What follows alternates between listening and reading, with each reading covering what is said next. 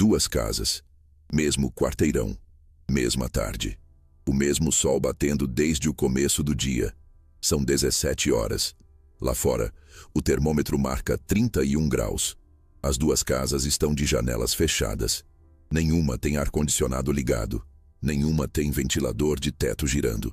Nenhuma tem sombra a mais do que a outra. Você entra na primeira, o calor te recebe na porta. O ar está parado, denso, quente do jeito que o interior de carro fica depois de uma tarde de sol. O termômetro interno marca 29 graus. Você entra na segunda. A sensação é diferente. O ar é mais fresco. Não frio, fresco. O termômetro interno marca 23 graus. 6 graus de diferença. Mesma rua, mesmo sol, mesma hora. A diferença não está no telhado. Não está nas janelas, nos pisos, no número de árvores no quintal. Não há nenhum equipamento escondido, nenhuma tecnologia instalada depois da construção. A diferença está na parede. E você não consegue ver qual é só de olhar de fora. O contraste com o jeito comum. Antes de continuar, preciso ser direto sobre o que isso não é. Não é isolamento térmico importado. Não é sistema europeu de lã de rocha atrás do drywall. Não é solução de retrofit cara. Não é painel refletivo de alumínio colado na face externa. Não é tecnologia que chegou ao Brasil recentemente ou que exige profissional especializado para instalar. É física. Física que povos do Nordeste brasileiro aplicaram por séculos sem nunca ter ouvido o termo técnico. Física que construtores do Mediterrâneo, do norte da África e do semiárido mexicano usam há milênios. Física que está disponível em qualquer loja de material de construção do Brasil, com materiais que você provavelmente já conhece de nome. O motivo pelo qual a maioria das casas brasileiras construídas nas últimas décadas não usa essa física não é custo, não é dificuldade técnica, é velocidade de obra. A construção moderna no Brasil foi otimizada para levantar rápido, gastar pouco por metro quadrado de parede e entregar no prazo. O que ficou de fora dessa equação foi exatamente o que determina se a parede trabalha a favor da temperatura interna ou contra ela. E tem um erro específico que quase todo mundo comete e que parece completamente certo quando é feito. O erro invisível. Todo mundo já ouviu que cor clara reflete o calor. Isso é real. Tinta branca ou creme na fachada reflete uma parcela da radiação solar que o sol projeta sobre a parede durante o dia. O erro é achar que isso resolve o problema. Não resolve. E vou explicar precisamente por quê. Porque o mecanismo é diferente do que a maioria imagina. Quando o sol bate numa parede, duas coisas acontecem ao mesmo tempo. Primeiro, parte da radiação é refletida. E é isso que a cor clara ajuda. Segundo, parte da radiação é absorvida pela massa da parede. Essa energia absorvida aquece a parede de fora para dentro, atravessando o material lentamente, como calor passando por uma placa de metal espessa. A cor da tinta interfere no primeiro processo, não interfere no segundo. E o segundo processo é onde o problema real está. Uma parede de tijolo cerâmico vazado de 9 centímetros de espessura, que é o padrão de boa parte da construção residencial brasileira, leva entre 2 e 3 horas para transmitir o calor absorvido na superfície externa até a superfície interna. O sol começa a bater com força por volta das 10 da manhã na fachada leste, por volta das 11 no telhado e na fachada oeste a partir do meio-dia até as 17 horas. Para a fachada oeste, a mais crítica, isso significa que o calor absorvido entre as 13 e as 17 horas chega ao interior da casa entre as 15 e as 19 horas. Exatamente quando as pessoas estão chegando em casa, abrindo as janelas e sentindo que a casa está como uma estufa. Você pintou de branco. O muro parece claro. E a casa esquenta do mesmo jeito, porque o problema nunca foi a cor. O problema é a espessura. E por trás da espessura, há um princípio físico que muda completamente a lógica de como uma parede pode trabalhar. O princípio simples. Existe um conceito que você já conhece intuitivamente, só nunca ligou o nome a ele. Pense numa esponja grossa. Não uma esponja fina de cozinha. Uma esponja com 10 centímetros de espessura. Você despeja água quente em cima. Ela não atravessa imediatamente. A esponja absorve, retém, e a água começa a atravessar lentamente, gotejando do outro lado, muito depois do momento em que você despejou. A parede faz exatamente isso com o calor. Absorve na face externa, retém na massa do material e entrega na face interna horas depois. Esse intervalo entre o momento da absorção e o momento da entrega tem nome: desfazamento térmico, ou em inglês, thermal lag. E é esse intervalo que determina se a parede trabalha a seu favor ou contra você. Uma parede de tijolo vazado de 9 centímetros tem desfazamento de 2 a 3 horas. O calor absorvido às 14 horas chega ao interior às 16 ou 17 horas. No pior momento possível, uma parede de tijolo maciço ou bloco de concreto celular com 20 a 25 centímetros de espessura tem desfazamento de 8 a 10 horas. O calor absorvido às 14 horas chega ao interior à meia-noite ou à 1 da manhã. Agora pense no que acontece nesse horário. Lá fora, a temperatura caiu. É noite. A temperatura externa está 10, 12 graus abaixo do pico da tarde. Você abriu as janelas. Está passando ar fresco pelo interior da casa. O calor que estava retido na parede finalmente chega à superfície interna. Mas não tem mais sol do lado de fora alimentando o ciclo. Ele chega, encontra ar fresco e dissipa. A parede absorveu o calor durante o dia. Segurou. Entregou quando não fazia mais diferença. Isso não é tecnologia nova. É o princípio exato por trás das construções de adobe do Nordeste brasileiro. Paredes de 40, 50 centímetros de barro compactado que mantêm o interior fresco durante o dia mais quente do sertão. É o princípio das casas de pedra do Mediterrâneo, que ficam frescas no verão sem nenhum equipamento. É o princípio que a construção civil moderna trocou por velocidade de obra, sem a maioria das pessoas perceber o que estava perdendo.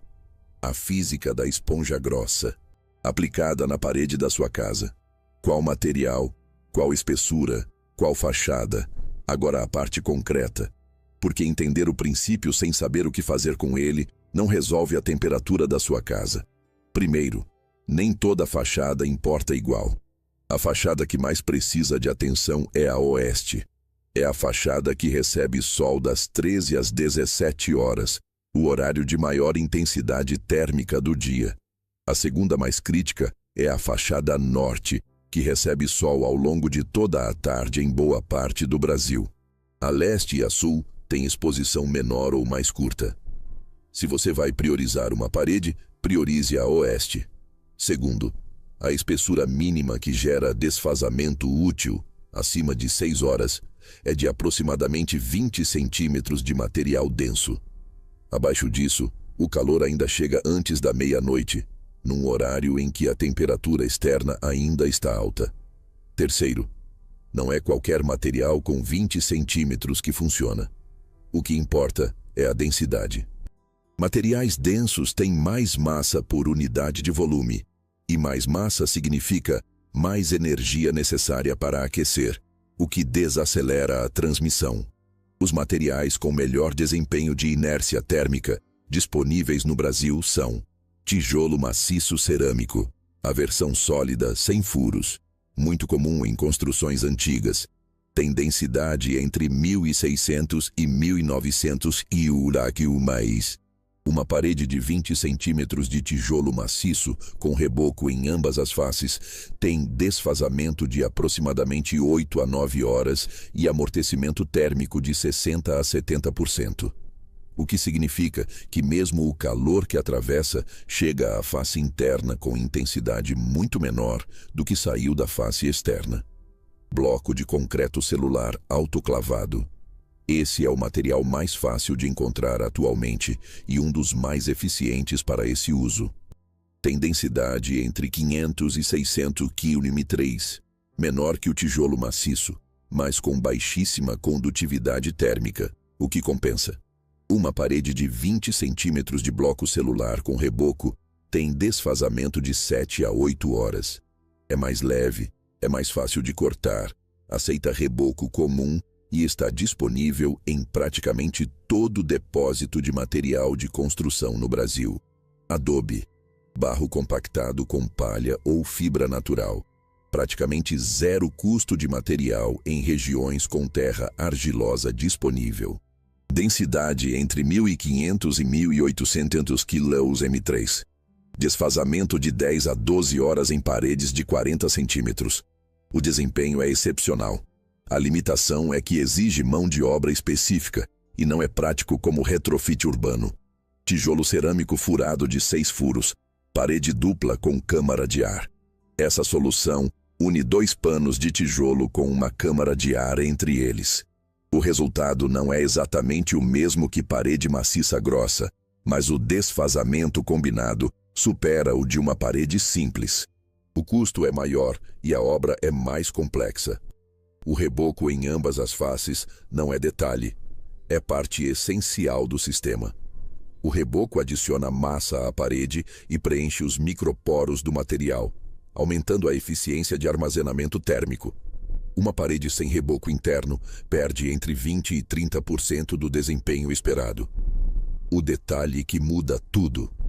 Há um ponto onde a maioria das pessoas que já ouviu falar de inércia térmica comete o erro crítico. E é um erro que parece um detalhe menor no momento em que acontece. A parede oeste é levantada com tijolo de 9 centímetros de espessura, porque é o que o pedreiro tinha em estoque, porque é o que a maioria das paredes da casa usa, porque o projeto usou a mesma especificação para todas as faces. A parede foi rebocada com capricho. O acabamento ficou bonito. O material foi colocado certo, mas a espessura é insuficiente. E uma parede com material certo, mas espessura errada, entrega 2 horas de desfazamento, não 8. O detalhe crítico é este: a espessura mínima de 20 centímetros precisa estar especificamente na fachada oeste antes de qualquer outra consideração. Não no projeto geral. Não na fachada mais visível da rua. Na fachada que recebe sol à tarde. Para quem está em obra, esse é o ajuste mais barato possível. A diferença de material entre uma parede de 9 centímetros e uma parede de 20 centímetros de tijolo maciço é de menos de R$ 20 por metro quadrado a mais. Em uma fachada oeste de 40 metros quadrados, estamos falando de R$ 800 adicionais na obra, em troca de uma redução permanente de 6 graus na temperatura interna durante todo o verão, por toda a vida útil da construção, sem custo de manutenção, sem equipamento para quebrar, sem conta de energia para pagar. Para quem já tem a casa construída, existe uma solução de retrofit que não exige demolir a parede existente. O bloco de concreto celular autoclavado pode ser instalado por fora da parede existente, colado diretamente na face externa, com argamassa colante específica para esse sistema. Blocos de 10 centímetros de espessura, colados externamente na fachada oeste, somam inércia térmica à parede sem nenhuma intervenção interna. O reboco externo é aplicado normalmente sobre os blocos. O resultado não é idêntico ao de uma parede construída originalmente grossa, porque há a interface entre os dois materiais, mas o ganho de desfazamento é real e mensurável. Em fachadas com parede de 9 centímetros, adicionar 10 centímetros externos de bloco celular empurra o desfazamento de 2,5 para 5 a 6 horas. O calor que chegaria às 16 horas passa a chegar às 22, já com temperatura externa caindo. O custo por metro quadrado de retrofit com bloco celular de 10 centímetros, incluindo argamassa e reboco, fica entre R$ 80 e R$ 120. Para uma fachada oeste de 40 metros quadrados, o investimento total fica entre 3 e 5 mil reais. Sem obra pesada, sem quebrar parede, sem remoção de revestimento interno. O payoff prático. Vamos colocar números reais em condições reais. Não no melhor cenário possível. Uma casa térrea em Palmas, Ribeirão Preto, Campo Grande ou qualquer cidade do interior quente do Brasil. Verão, com pico de temperatura de 34 graus às 15 horas. Fachada oeste com parede de tijolo vazado de 9 centímetros. Temperatura interna sem qualquer intervenção. Janelas fechadas, às 16 horas, 29 a 30 graus. Mesma casa, mesma tarde, mesma fachada, depois de retrofit com bloco celular de 10 centímetros externos, mais reboco em ambas as faces. Temperatura interna às 16 horas, 23 a 24 graus. Diferença, 5 a 6 graus. Isso não é hipótese. É o intervalo documentado por pesquisas de desempenho térmico de edificações em clima tropical úmido, realizadas por universidades brasileiras, UFSC, Unicamp, UFRN, comparando paredes de alvenaria com diferentes espessuras e materiais em condições reais de uso. 5 a 6 graus de diferença tem efeito direto no consumo de ar-condicionado. Um ar-condicionado de 12.000 BTUs, regulado para 22 graus, num ambiente que naturalmente está a 24, precisa trabalhar muito menos do que num ambiente que naturalmente está a 30. A estimativa de redução de consumo elétrico, em condições normais de uso, com parede corretamente especificada, fica entre 40% e 60% do consumo original de climatização. Para uma família que gasta R$300 por mês em eletricidade com ar-condicionado durante o verão, isso representa uma economia de R$120 a R$180 por mês. O investimento de retrofit de R$5 mil se paga em 3 a 4 verões. E depois disso continua pagando. Por toda a vida útil da construção.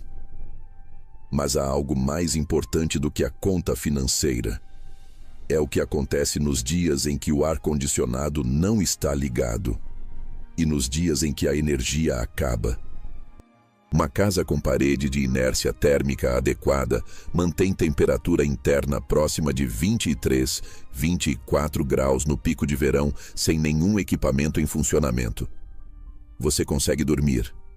Consegue estar em casa às 18 horas sem a sensação de que o ar é sólido.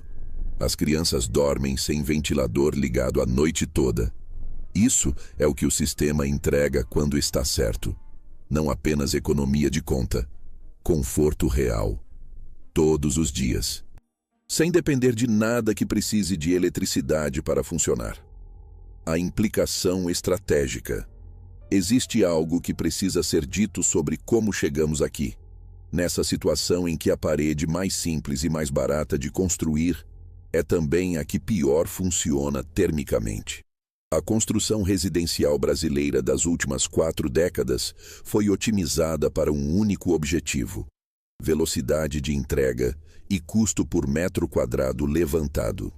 Tijolo de 9 centímetros com 2 furos é mais leve, mais fácil de manejar, mais rápido de assentar e mais barato por unidade do que tijolo maciço.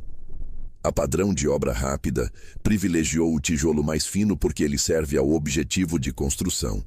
E o desempenho térmico nunca foi critério de avaliação em obra residencial popular.